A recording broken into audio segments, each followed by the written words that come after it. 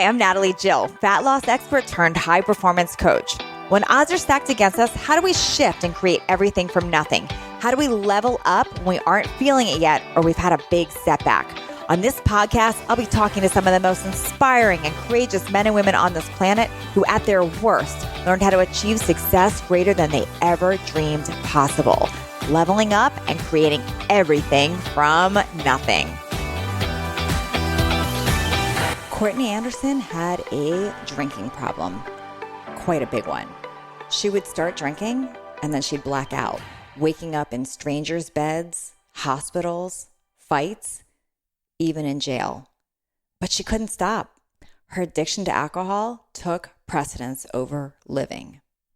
On August 18th, 2012, she decided to stop the madness. Today on Leveling Up with Courtney, we are having an important conversation talking about what causes addiction, the cycle of it, how to talk to loved ones battling it, and how to put an end to it. Join in today and learn exactly how Courtney Andersen leveled up and now helps other women heal from addiction. Today on Leveling Up, I'm so excited to talk to Courtney Andersen. And what got my attention with Courtney Andersen is she's a sober coach. Now, I've met a lot of people that were counselors or help people through addiction, but she calls herself a sober coach, and she happens to bartend on the side. And I thought that was an interesting combination. But I really wanted to dive in with her about addiction, what causes it, what she walked through, how she figured it out, and then how she's turned her pain into purpose now. So thank you so much for being here today, Courtney. I'm excited to chat with you. Thank you so much. I'm so honored to be here. A little nervous, but I'm excited. No reason to be nervous. No reason to be nervous. So take us back. I mean, I'm assuming you weren't born addicted. You weren't a child addicted to something. Take us back. Like, what happened? What caused you to go down that road? And tell me when you realized you were actually in it. Okay, so I have to start by saying this. I do think that addiction is 50% genetics and 50% a learned behavior. So I do want to put that out there to anybody listening. Going back to the child that I was shy. I was the baby of the family. So I kind of felt, I think a lot of people think the babies of the families get everything they want, which they do. But I also think there's a lot of kind of neglect too. I was the youngest out of 4. Yeah. My parents divorced when I was 7 years old. There was a lot of traumatic things happening in my childhood. As I got older, in my teens, I will say that I stayed away from alcohol. But I did smoke pot, I did ecstasy, did mushrooms, and I stayed away from alcohol because alcoholism ran in my family. Alcoholism and mental health. So we back up for 1 minute because I got a lot of people listening that have never touched pot, don't even know what mushrooms or ecstasy or any of those things are. So that's not right in itself normal right away. Like saying I was younger and I tried those things. So how did that? So you said you stayed away from alcohol, but where was that other stuff playing a role? And did you think that was normal to do? Well, it was in high school. I do think that marijuana gets introduced in some point. Drugs and alcohol get introduced in high school. It happens. Mm-hmm. Now it's young as in middle school, which is terrifying, but so in high school, I started smoking pot with my friends. I had 3 older siblings. They smoked pot. They were into a party scene. So you thought it was normal. Like it's part of the thing. Yeah, I thought it was normal, started smoking cigarettes at like 16. Did your parents know this? And did they say anything about it? What was their take on it? They knew, but they didn't say anything. Once it was the 4th child, my oldest 2 siblings, I don't want to say were like the black sheeps of the family, but they got in trouble with everything. And then there was me and my brother who just kind of like skated by, like we were at the level of my 2 oldest siblings, and when I say that, like getting into trouble, how they used to get into trouble. Totally.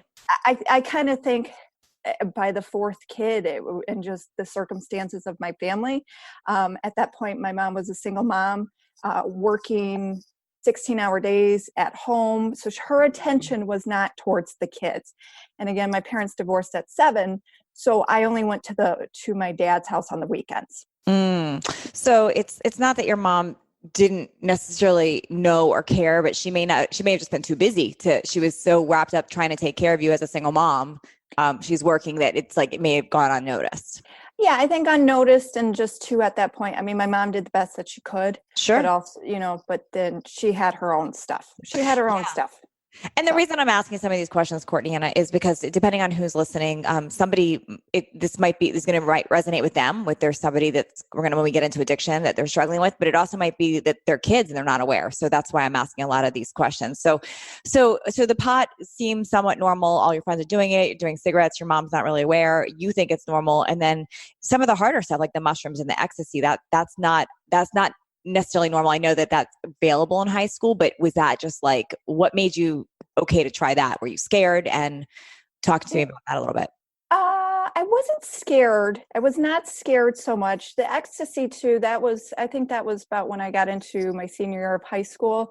I graduated in 2000. So I'm just trying to set up the timeline for your listeners of like, from, I don't know, 95 to probably 2005, there was a huge boom in the rave scene of underground raves and that. And then ecstasy started coming on the rise in the suburban neighborhoods.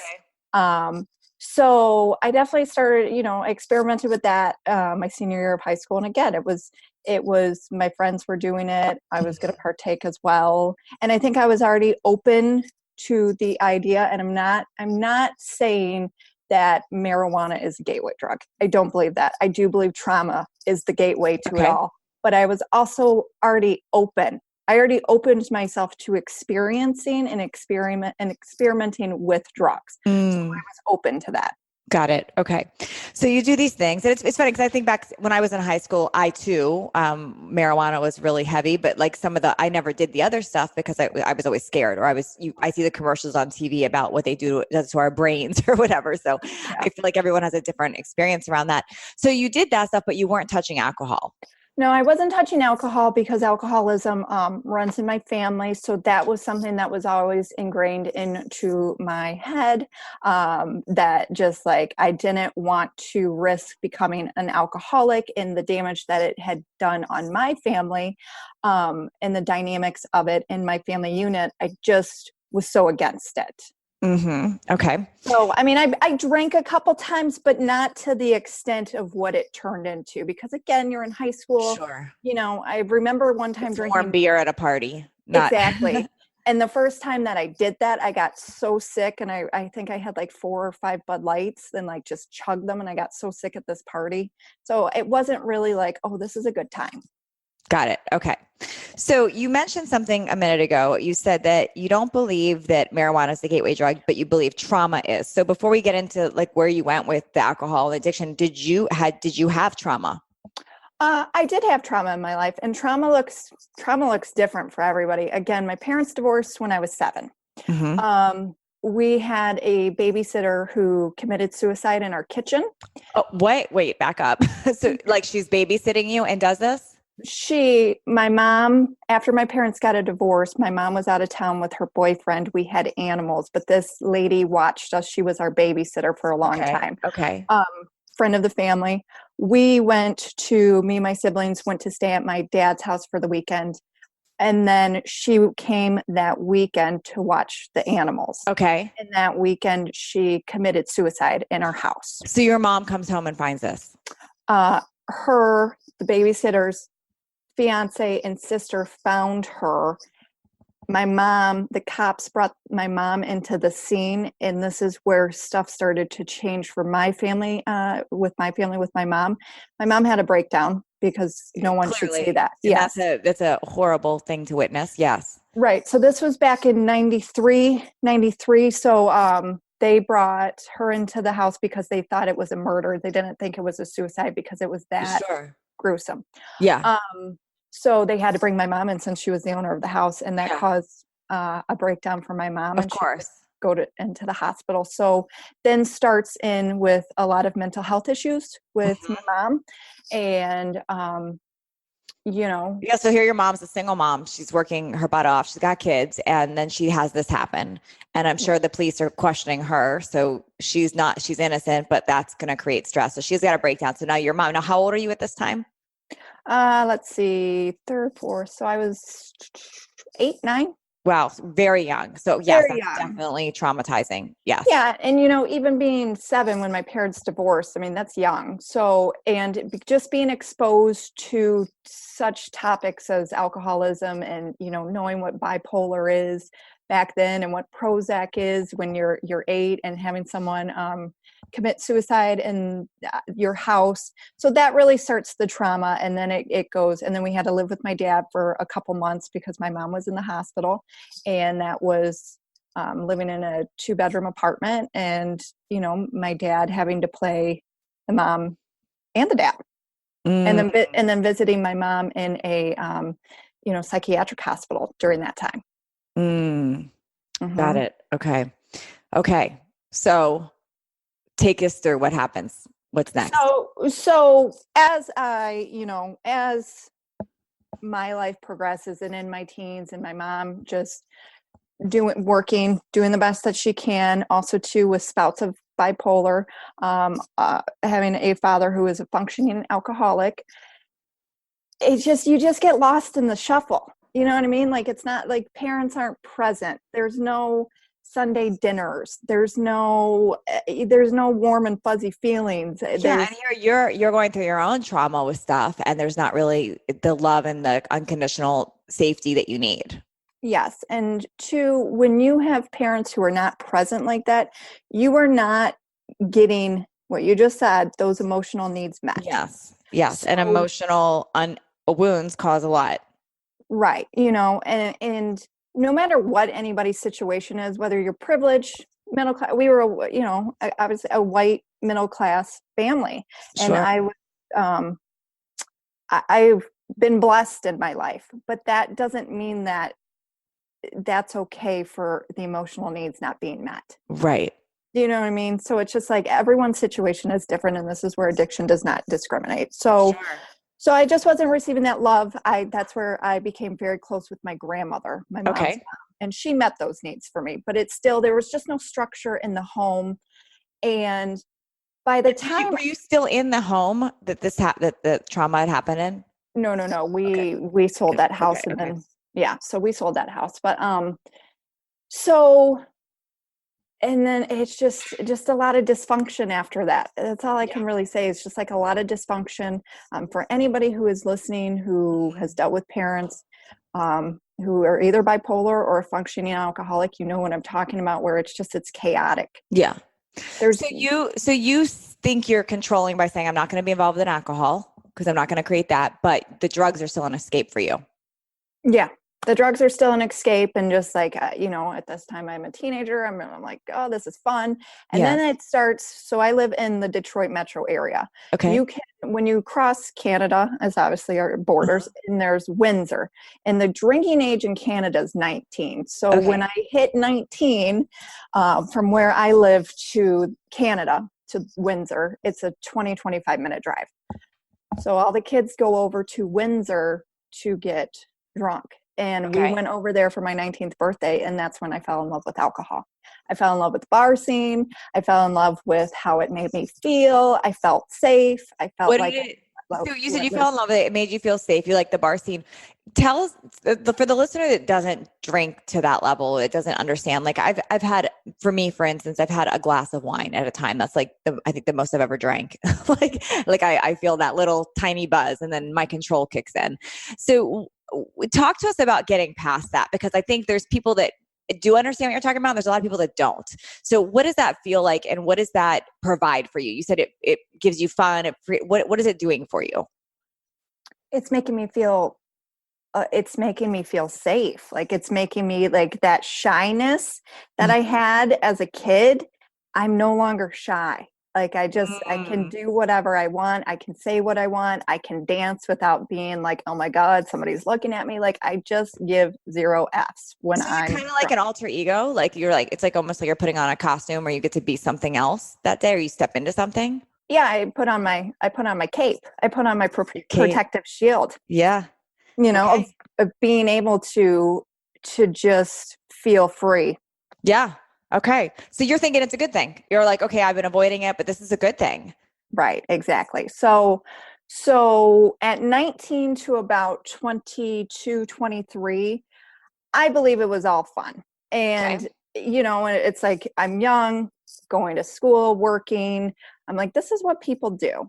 And then it starts taking a different toll. So that's why, too, I'll never regret that life of mine Okay. because, or if I ever see pictures of myself with girlfriends when I was like 19, 20, I can't get mad at that person. Okay. I can't. It's just because there were some fun times. So you're being Well, fun and you're actually being sort of responsible. Like you're working, you're in school, you're doing all the things. So you're not, right now it's not hurting your life. no, not at that time. And then it starts to about 22, 23, it starts to get dark. Okay. I'm blacking out more frequently. Mm. There's a point where I'm blacking out from 22 to 29 when I quit drinking. I blacked out once, if not twice a week from drinking. Wow. Okay. So this is where it gets into waking up in jail, not knowing how I got there, Oh my gosh. waking up in hospitals, not knowing how I got there, waking up next to men, not knowing what their first names was after I Wow. slept with them. So it's stuff like that. It's me picking fights with boyfriends at the time or family members Yeah. or, girlfriends, and just getting very mean, saying very, very mean, harsh things that I would never say sober. So Ever. what would, Or so think it. walk me through this for a minute. So like any one of those things you just named, waking up in jail, hospitals, men, fights, all those things, any one of those would be a huge wake up call for a lot of people. Why didn't one of those episodes? So what would happen? You wake up in jail and you're like, holy crap, how did this happen? But then you go out and do it again. So walk us through that conversation. Like, how does that, and I'm really just trying to understand, like, how does one incident not stop you? What happens there? Um, because I wasn't ready to give it up. Because I loved alcohol. I grew an extremely toxic relationship with it, and that's where the addiction, like with my drinking, I one, like how you said you're able to have one and be done. There was Yeah. no off switch for me. Okay. Once I started drinking, I could not stop. And this is more common than a lot of people think. I Yeah. mean, binge drinking, that's where I went into, was the complete binge drinker of just like never, I would be able to function in a blackout and still have conversations with people, but like nobody was home inside. So this is so interesting because it's almost like the reward of that first drink and being able to zone out and numb out was so powerful that it didn't matter about the jail, the hospitals, the loss of memory, or the strange men. Is that accurate? Like that's Correct. how powerful it is. It's that powerful. And if you look at my age, like my age during it, it's like I still almost felt like, okay, I'm the party girl. That's kind of how I became. Like Mm. everyone wanted me to go out and be with them. And then after midnight, I was like a gremlin, turned into that terrible Where were your friends during this? Did like they just knew this was something about you? Like, did they try to intervene? Did they try to help you? Like, would they call you the next day and say we're concerned? Like, where was their role in all this? Yeah, I had a couple good girlfriends who would. But then at the end of the day too, it's like, what could they do? Their lives were evolving and like, but they still loved me and still cared about me and wanted me around. But I mean, there were periods of times I would go without talking to my very close girlfriends because I pissed them off so bad a night Yeah. before, and just like embarrassed them, and said low blows and tried picking fights, where it's like that was my friendships for a very long time. And then I found people who enabled me and didn't care because they had a problem as well. Mm, mm, mm, mm. So, Okay. but what I want to say is how you just asked, like, why waking up like that, like, why wouldn't that have stopped me waking up next to strange men, Mm-hmm. jail, and all of that? Because this is the cycle of addiction too. It brings you to a point where you wake up the next day, and how the way I drink, I was always still drunk the next day, and like then hungover, all of that. And then the shame would come down on me, being like, oh my God, I had another drunk episode. I'm never going to do this again. And then a couple days later, I was right there. Wow. Because after a couple days later of your body leveling out, and then once too, this is now a habit. And that's all I knew. Drinking was my hobby. Drinking was my life, my world, everything. I didn't have any other hobbies except for going out and partying. So Mm. then it's just like wired into your brain of like, that is what you do. Wow. And Okay. then, so after a couple days, I would start feeling a little bit better and be like, okay, I'm like being productive in my life, cleaning the apartment, like whatever it is. And then self-sabotage comes into play because I never fully felt like I was worthy of feeling good. Wow. So it's a cycle here. It's a cycle. It's 100% a cycle. Wow. Is there anything before I get into like how you really figured this out and then how you healed and shifted and brought this full circle, is there anything anyone could have said or done while you were in this before you had your wake up that would have changed your course? No. None. No. And I'm a firm believer of, life always happening for you. Yeah. And my life happened for me, how Yes. it was exactly supposed to how everything laid out, how everything was, it happened. It was supposed to happen that way. Okay. So then in hindsight, in that time of your life, not when you figured this out and started healing, in that time of your life, parent listening right now, is there anything that they should know or should do or tell their kid? Yeah, that there's help, and that the parent is there for them when they are ready to get the help. You cannot force that upon somebody. You can't. You cannot. I mean, I just got chills, Court. I just got chills because that's like so incredible what you just said. Like, so I hope parents hear that. It's not scolding them. It's not forcing them. It's not intervening. It's saying, I'm here for you and there's help available. right. Because too, with addiction and how it is, and I mean, this has been an epidemic for years. I don't even want to start about, everyone thinks that this has been an epidemic because of the opiate crisis. This has been an epidemic for years. Oh yeah. Since the beginning of time.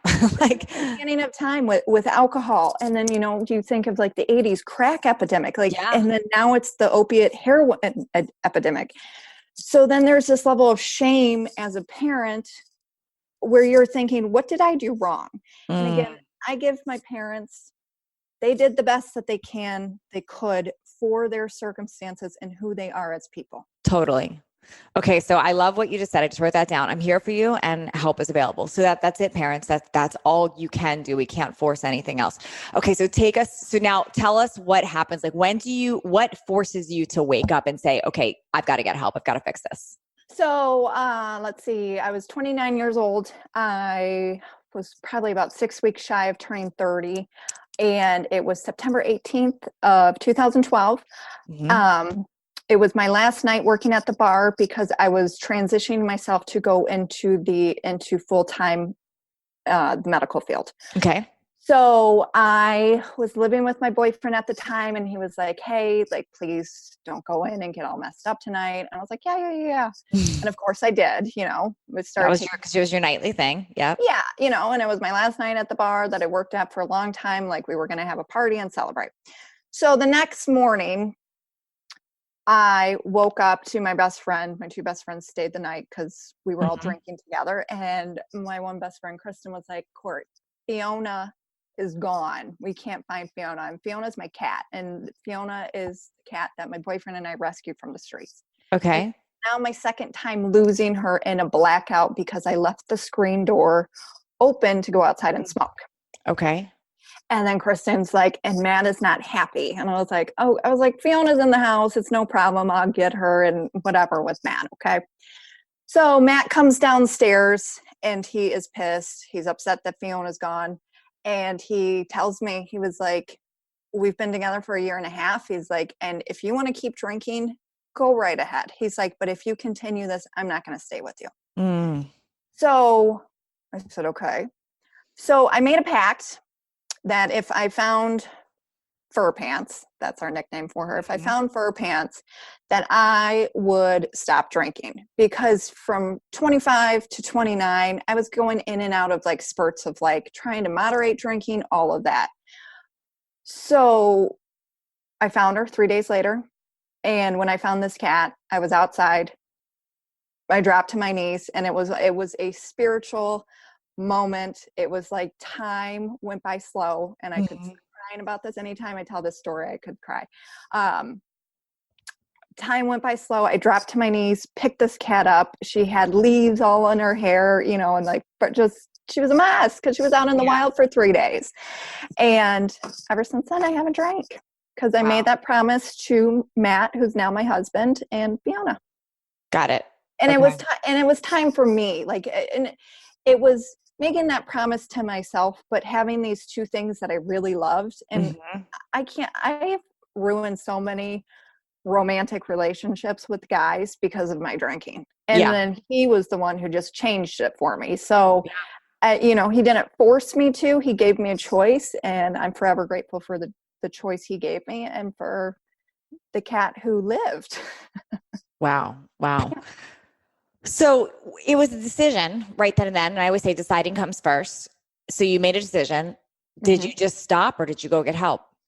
I stopped. And then I stopped, made the decision to stop. I spent about a week in my room, really, because I drank myself. So I had so much to drink. I detoxed for probably like a straight week. So I did go to AA for a little bit in my beginning of sobriety. And I also just started healing. I really got into personal development. I just celebrated my 7-year sobriety date. Okay. And through these past 7 years, I'm a person who likes to try a lot of things differently because I noticed how I've grown so much where it's like you don't always stay the same. So one thing you might try that it just doesn't work out for you, you got to keep trying to find it. So I've done personal development. I've been in and out of therapy. Did a 12-step program. And what do you think about that? Because a 12-step program seems to be the staple. Give us your thoughts on that. My thoughts on it is I'm a firm believer of everyone should try it. Go in, do it, take what you want and leave the rest. That is what I did. But it was just to a point where I just wasn't in agreement with all of it. And I'm not saying that 12-step is wrong because it works for a lot of people. But for me and what I was seeing and how I wanted to do my recovery, I just didn't feel like it was a fit for me. Yeah. Because there's no one way to recover. And that's the whole thing about 12-step programs. That's the only one thing that has been there since I think like 1930-ish, 40, when Bill W. started AA. So, and rehabs are extremely expensive. Rehabs are not cheap at all. Yeah. So, and I've worked with mindset coach. So there's a lot of things. Fitness has become part of my recovery. Well, meditation, huge. Personal development, huge. So there's a lot of things that I do to recover. So what's your stance now on alcohol and drugs?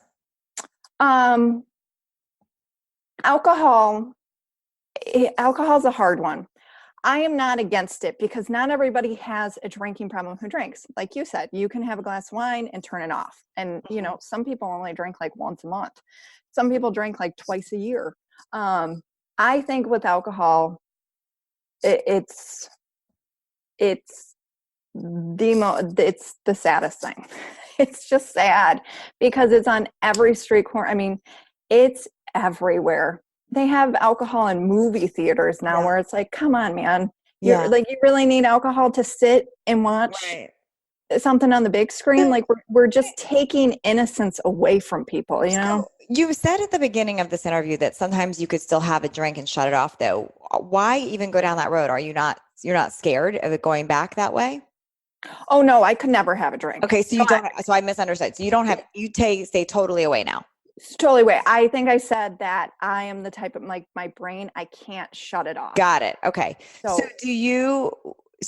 are you ever tempted still? No. So because I know what it would do. I would just be right. For me, drinking is attempted suicide. Amazing. Every time that I drank, it was a slow death. What about what I've heard from a lot of people that had struggled with alcohol is that they may decide that, but then something stressful happens or something sets them off and they get tempted. Are you ever scared of that? Well, yes, because for me, even though I'm here at 7, I don't know what's going to happen tomorrow. And it's still, again, when I'm stressed out in my life, I'll have drinking dreams where I'll wake up in like a cold sweat and be Oh, like, wow. God, like, did I drink? And then have Yeah. to check myself. It's just a part of me that Yeah. for a long time, those first 4 years, especially, it was like you had the devil and the angel on your shoulder being like, Yeah. come to this side, and because it's about coping skills. That's Totally. how I coped with everything in my life was I turned to drinking, even if it was something good that happened.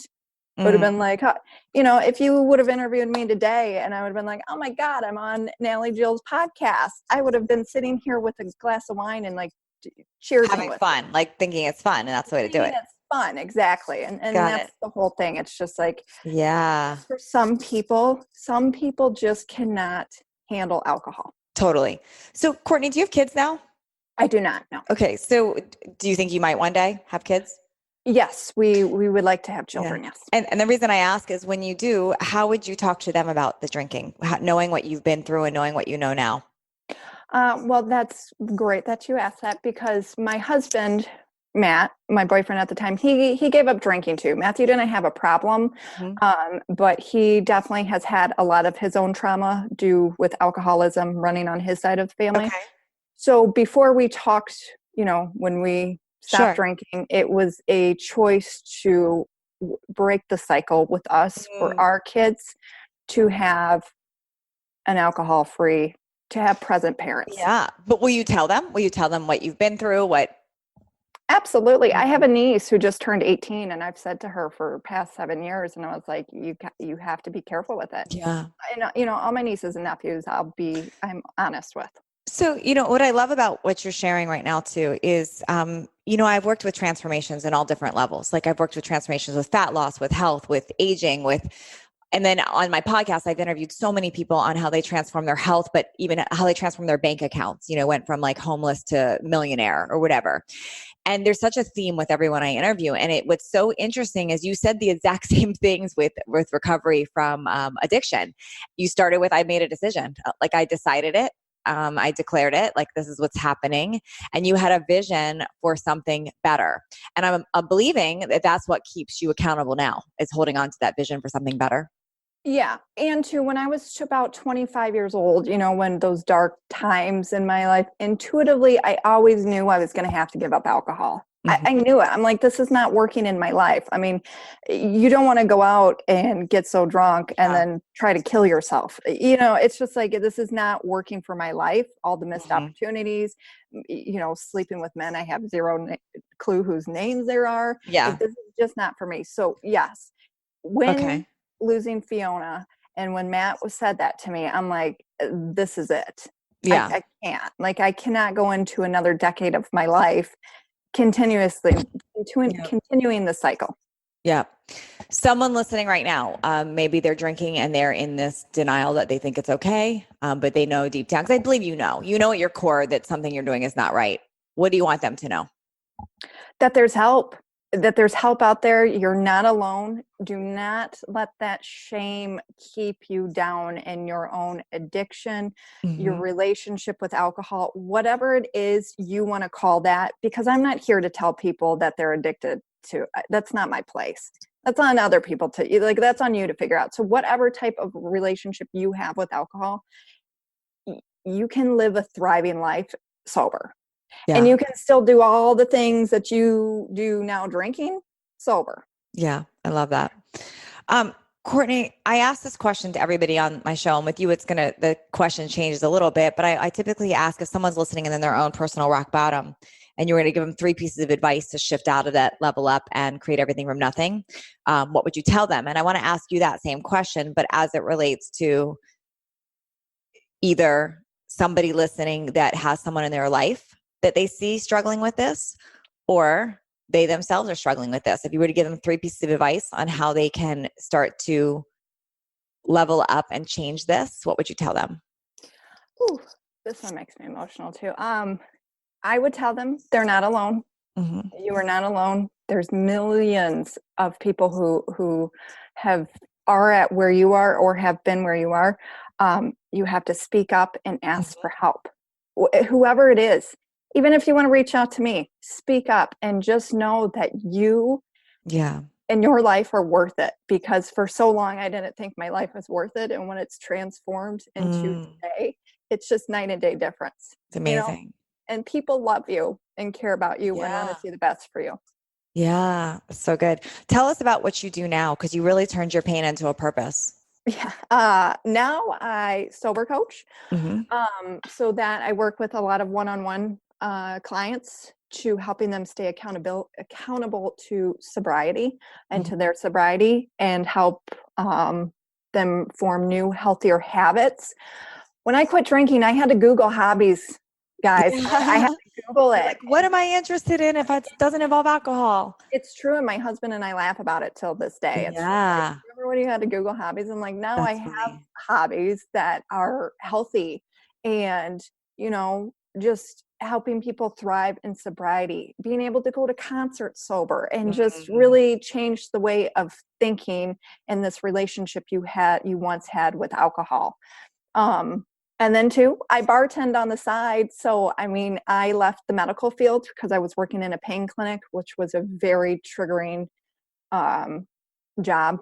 That's what I thought I wanted to do. I wanted to go into nursing and all that. And after 6 years, I was like, I can't do this anymore. Yeah. And so I was able to go back and pick up a couple shifts a week to supplement some income. So, Yeah. and I do that. And for the longest time, I was like, when I went back to that, I had this fear, but I was like, I don't want to fear alcohol anymore.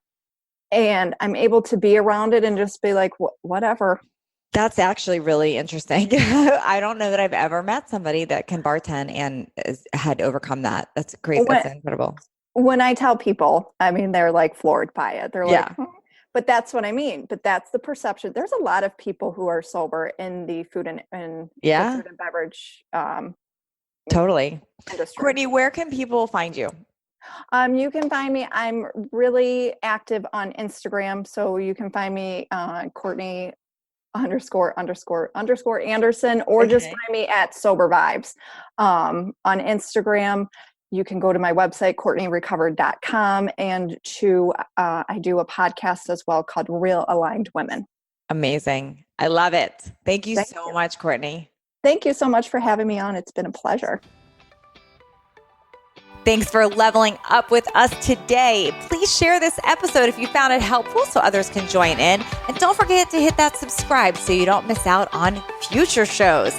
And if you would leave me a 5-star review, I appreciate those so much. I read all of them, and it's how I know that I'm giving you information that you find valuable.